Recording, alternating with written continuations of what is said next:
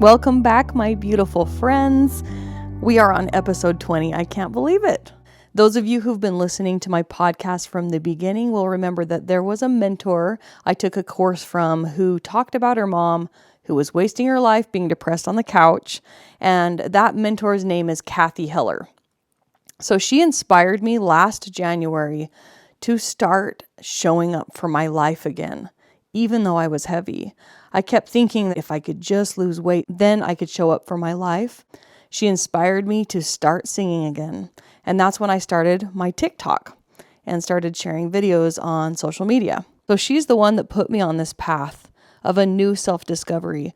Kathy was the perfect person to open that door for me.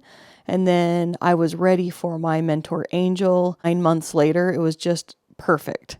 So she also inspired me to start this podcast and to create a membership to help other women like me, because I'm sure I'm not the only one who is sick and tired of losing weight just to gain it back and want to find another way. So I want to create a membership so we can support each other and create that experience of love and safety and understanding in a community. And so that's going to be coming up this year. I never feel ready. I never feel good enough, but that is my story. That is not the truth. So I was remembering last year, this was the course that helped me break out of my depression. I can't believe a year has gone by, but she is putting together another 5-day course, and that's going on this week, all about abundance. And I'm really excited because this is the subject I need to be working on right now. But I'm excited to share some of the things that I'm learning this week from Kathy Heller. She is the most amazing speaker. She seriously speaks from her heart. Her emotions are like right there on her sleeve, and you just can't get enough of her when she's speaking. I love listening to her. So Kathy talked about being in the right frequency for growth.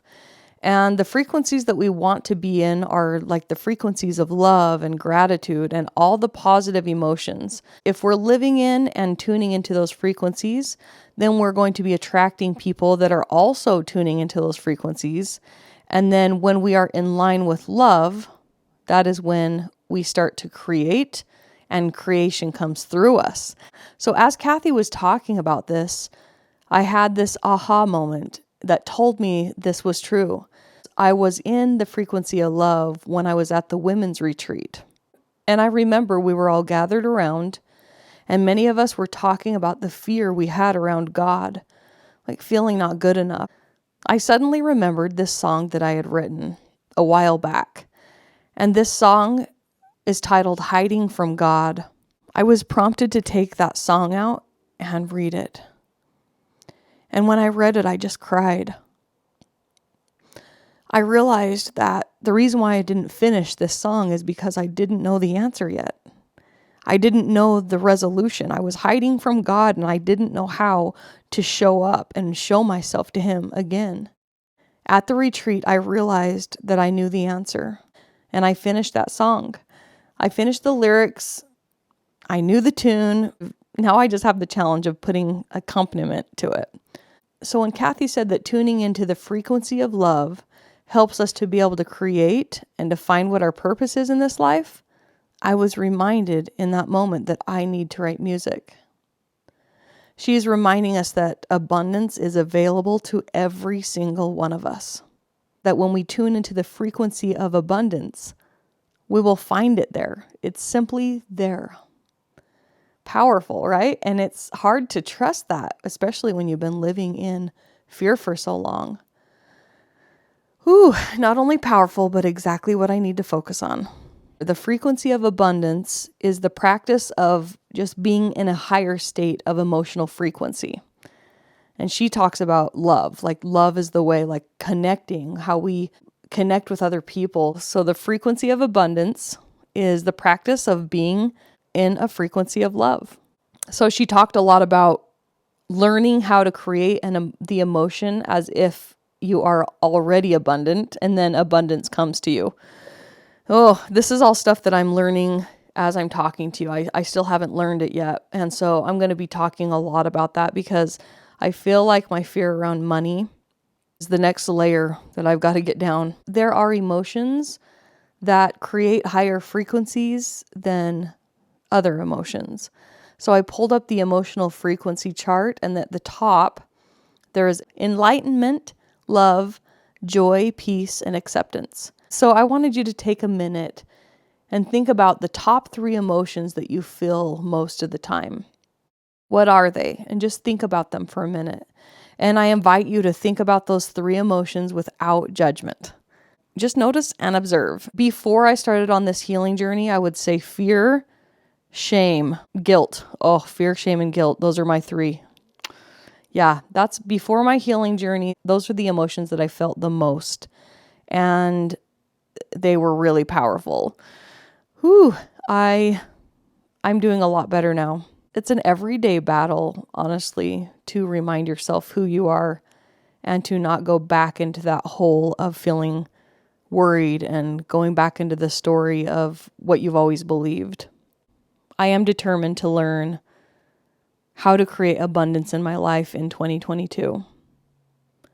I feel like I have so much fear inside of me right now, so I still have a lot of fear. The shame and the guilt aren't quite as heavy, but still kind of there. And because of my fear of money right now, it kind of like feeds with each other. But there's a layer of fear that I feel like is really deep. And I've mentioned it a lot of times on this podcast, but it has to do with money, I think. So it's been interesting as I get low on money. I feel like I have to grasp at more food and like the scarcity pops up for me. I think there's like a tie to that state of fear of not being able to feed myself or something. But I'm really taking a moment to learn and just notice what I'm feeling. And as I was saying that, I'm noticing the judgment that just came up for me when I said I'm feeling the fear of not being able to feed myself. And my ego jumped in and said, you could probably go 3 months without eating because you're so big. Whew. So just noticing that voice and knowing that, hey, that's my story. That's not truth. And kicking it out. Ooh, even then it's just like, well, is it true? So our ego is really powerful. And if we just let it run the course and we just believe everything that our ego tells us, it's hard to move forward, but also be grateful for your ego because it tells you what you need to work on. And that's what my mentor Angel always talks about. She says, I'm grateful when my ego shows up because it's telling me, oh, here's some more work you can do. And so whatever your ego is telling you is usually a lie. And then you turn around and whatever opposite of that is usually the truth. So try that on. So when you're thinking about the 3 emotions you think about the most, I want you to just notice, suspend judgment, and ask if it's true. And then ask the question, what else is there that I need to be aware of? And that's the way that you can use your ego to learn more about your true self or your highest self.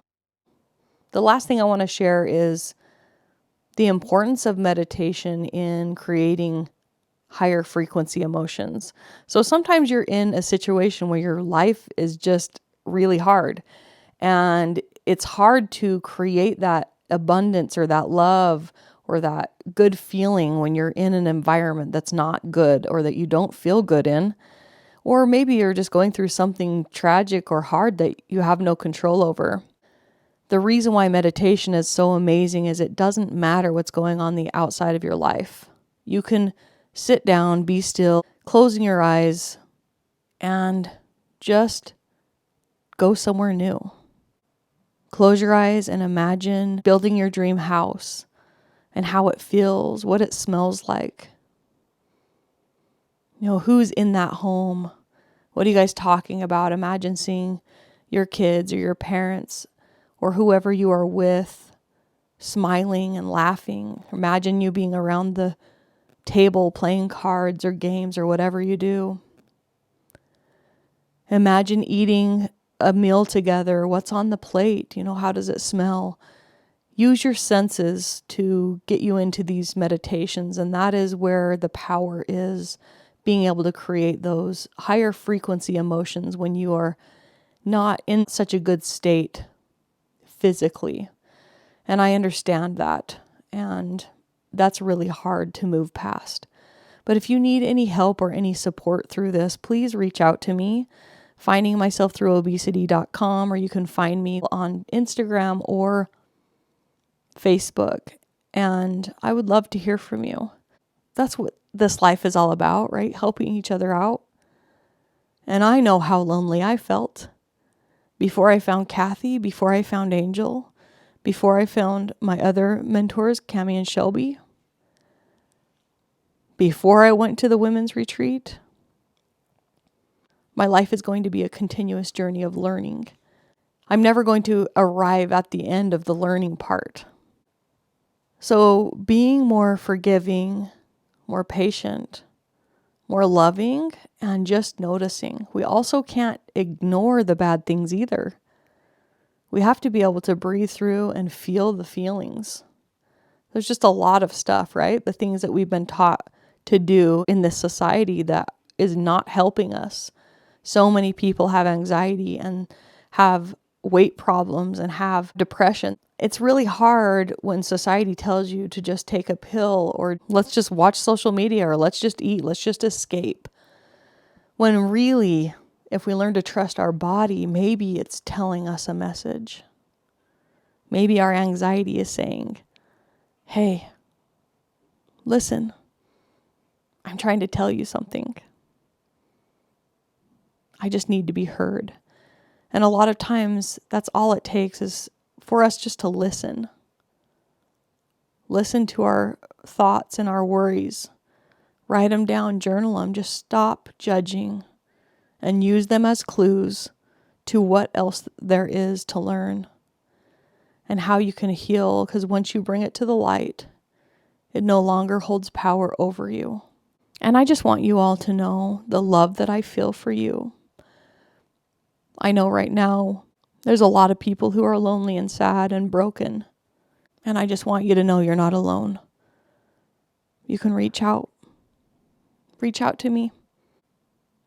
Because this world is way more fun learning with people that you love. I'm excited to share the song that I wrote too once I get the music to it. So in closing, I just wanted to say that our minds have great power.